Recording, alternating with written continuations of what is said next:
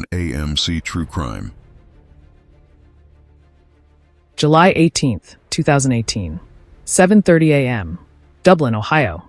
It should have been just another quiet morning in this affluent Columbus suburb. Instead, Dr. Christopher Osborn lay dead in his bed, shot 3 times in the head while he slept. The only other person in the house? His wife of 2 years, Holli Osborn. But this wasn't a case of a grieving widow calling for help. This was something much darker. But to understand how we got here, we need to go back to 2016. Dr. Christopher Osborn was 48 years old when he met Holli, a registered nurse. Both were divorced, both looking for a second chance at love. They moved fast, dating in January, engaged by April, married by September. 4 Chris's daughters from his first marriage, Lauren and Rachel. Their father seemed happy again. After a honeymoon period, the marriage seemed more strained, with Dr. Osborn appearing more stressed and Holli increasing her alcohol consumption. What started as a love story was becoming something else entirely. Text messages between the couple would later reveal a relationship Lauren described as a roller coaster. Arguments about drinking. Accusations of infidelity. Holli demanding passwords to Chris's email accounts, tracking his location, monitoring his calls.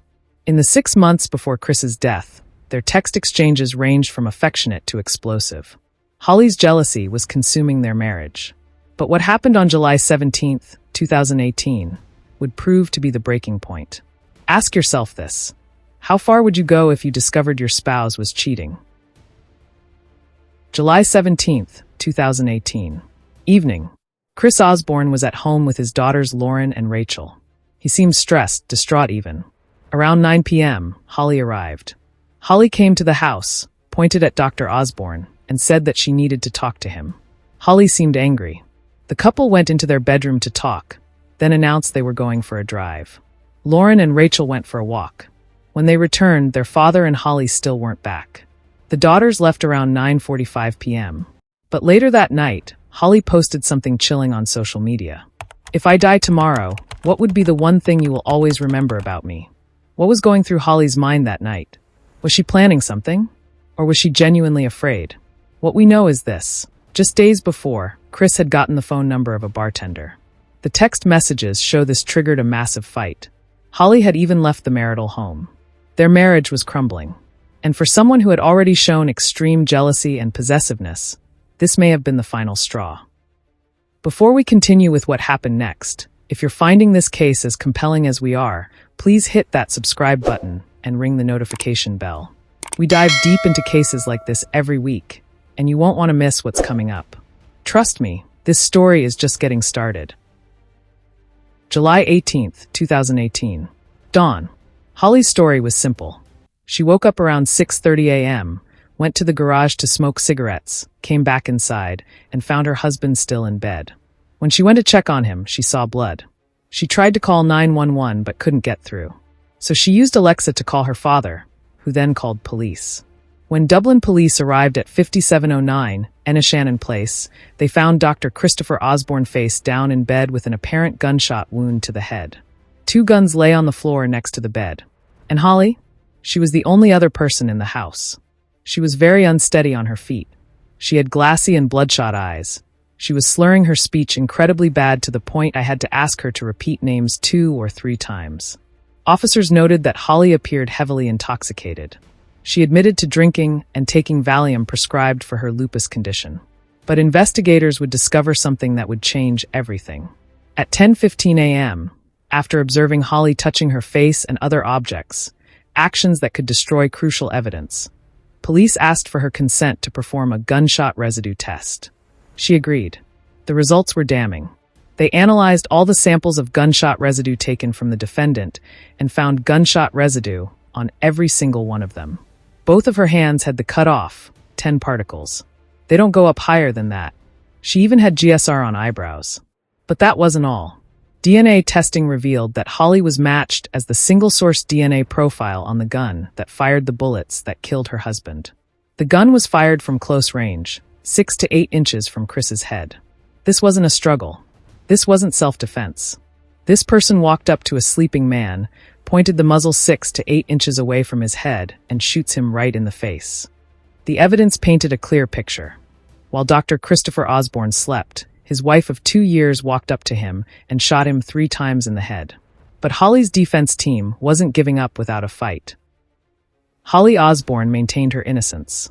Her attorney, Kevin Gall, argued that the prosecution's case was built on circumstantial evidence and contamination. There's no proof. There's no tangible proof. The defense suggested that gunshot residue could have been transferred to Holli while she was in police custody. They argued that investigators weren't careful enough at the crime scene. They also pointed to what they claimed were investigative failures. Unexplained indentations in the grass outside the home, a $2 million life insurance policy payable to Chris's ex-wife, and 4 people who entered the home after the homicide.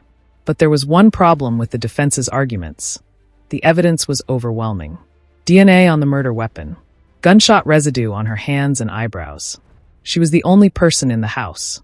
And those text messages revealed a powerful motive: jealousy and rage over her husband's infidelity. October 6, 2022. After hearing testimony from 15 witnesses over 9 days, the Franklin County jury had a decision to make. Was Holli Osborn a grieving widow who had been wrongly accused? Or was she a jealous wife who had committed the ultimate betrayal? The verdict: guilty on both counts of murder with firearm specifications. Holli Osborn was sentenced to 18 years to life in prison. At sentencing, the victim's family members spoke about the devastating impact of Chris's death. One senseless, selfish act, and you took my mother's firstborn child. You took Christopher, Lauren, and Rachel's father, and he was a great father. Chris's daughter wrote in a letter read aloud in court. I cried myself to sleep and then had nightmares in my sleep of her. I was constantly on edge and looking over my shoulder. I couldn't even go to the cemetery for a year to properly mourn because I was afraid that she would be there. Even more heartbreaking, she accused Holli of draining her father's bank account of more than $40,000 after his death and taking furniture from his home. But perhaps most disturbing of all, she desecrated his grave multiple times with tributes to their marriage. Holli Osborn didn't give up. She appealed her conviction, claiming her Fourth Amendment rights were violated and that her conviction was against the weight of the evidence. In 2023, a 3-judge appellate panel unanimously upheld her conviction. The evidence included DNA on the murder weapon, positive gunshot residue tests, volatile text messages, and the fact that she was the only person in the home when Chris was killed. The court found that reversal was not warranted. The jury had not clearly lost its way in reaching their guilty verdict. Holli Osborn remains behind bars, where she will stay for at least 18 years. The case of Holli and Christopher Osborn forces us to confront uncomfortable truths about love, jealousy, and the deadly consequences of unchecked rage. Dr. Christopher Osborn was a caring physician who helped his patients and a devoted father to his daughters. His life was cut short not by a stranger, not by a random act of violence, but by the person who had promised to love him until death do them part. The Dublin community was shaken. How do you process the fact that someone you trusted, someone who worked as a nurse helping others heal, could commit such a calculated act of violence? Today, Chris's daughters Lauren and Rachel continue to grieve not just the loss of their father, but the way he died. Their stepmother, someone they had accepted into their family, had taken everything from them.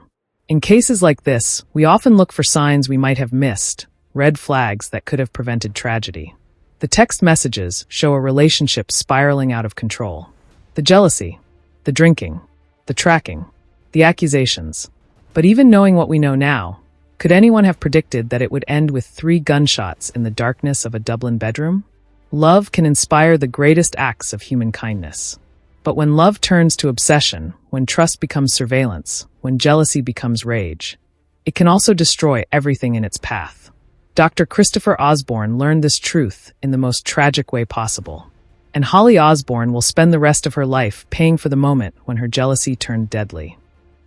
If cases like this fascinate you, you'll want to see our investigation into the true crime story. Click the video appearing on your screen now. And if you haven't already, subscribe and hit that notification bell.